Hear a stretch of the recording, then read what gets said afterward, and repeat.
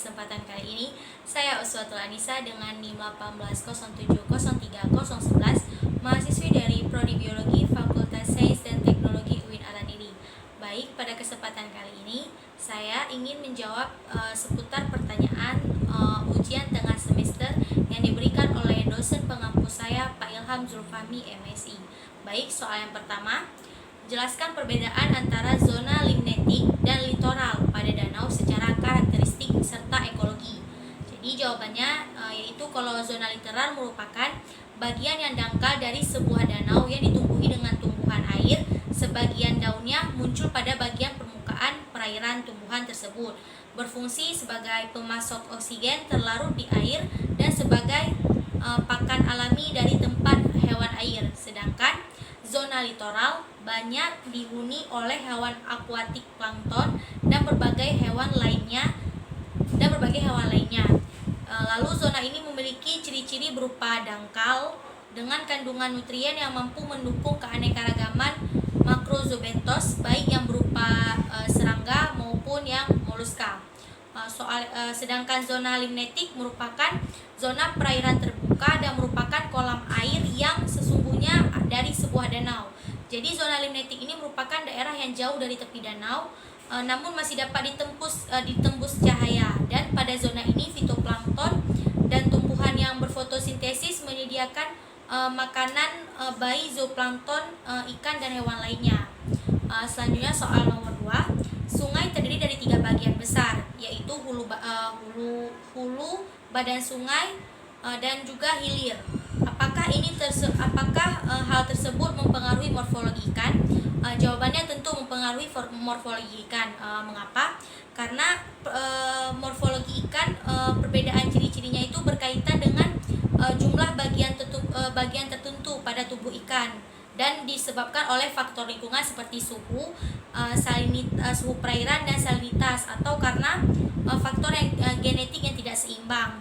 Tetapi banyak lainnya itu faktor lingkungan yang mempunyai pengaruh yang besar terhadap pertumbuhan ikan. Contohnya nih seperti bagian hilir, jenis air yang kan hilir itu jenis air yang arus aliran sungainya itu deras dan kuat. Jadi ikan yang hidup di daerah tersebut pun kemampuan berenangnya harus cepat. Jadi kemampuan berenang yang cepat ini dimiliki oleh ikan kelompok Cyprinidae.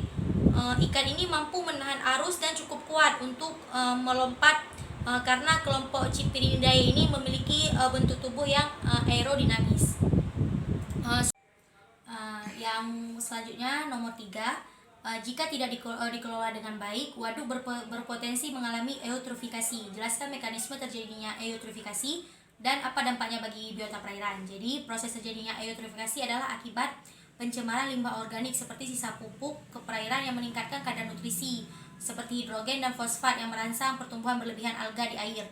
Jadi dampaknya bisa meningkatkan pertumbuhan alga sehingga menutupi permukaan air yang mengakibatkan sinar matahari tidak bisa masuk ke permukaan air, dan tidak bisa terjadi fotosintesis karena terhalang oleh alga yang berlebihan.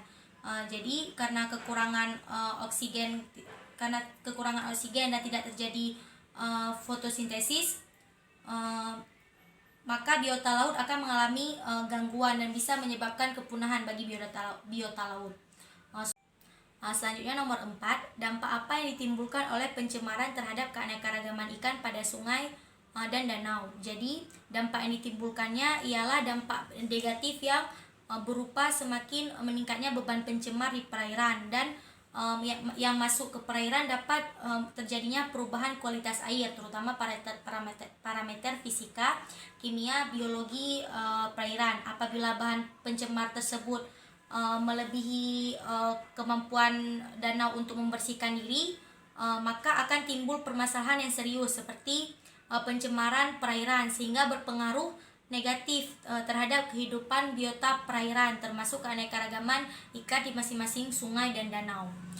Dan soal yang terakhir, soal yang nomor 5, melindungi ekosistem perairan adalah tanggung jawab seorang muslim. Benarkah pendapat tersebut? Sertakan dalilnya. Jadi pendapat tersebut benar karena dalil yang menunjukkan bahwa melindungi ekosistem perairan adalah tanggung jawab seorang muslim, yaitu Quran surah Al-Baqarah ayat 30, yang mana di surat itu dijelaskan Allah secara tidak langsung menjadikan kita manusia sebagai khalifah di muka bumi ini, yang berarti kita dapat mengelola dan juga memanfaatkan ekosistem perairan dengan baik. Nah, bunyi ayatnya yaitu A'udzubillahi minasyaitonirrajim. Bismillahirrahmanirrahim.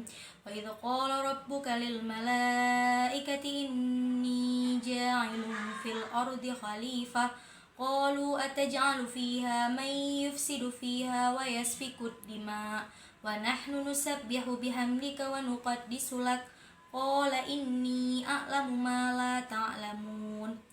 Artinya, dan ingatlah ketika Tuhanmu berfirman kepada para malaikat, aku hendak menjadikan khalifah di bumi. Mereka berkata, apakah engkau hendak menjadikan orang yang merusak dan menumpahkan darah di sana, sedangkan kami bertasbih memujimu dan menyucikan namamu.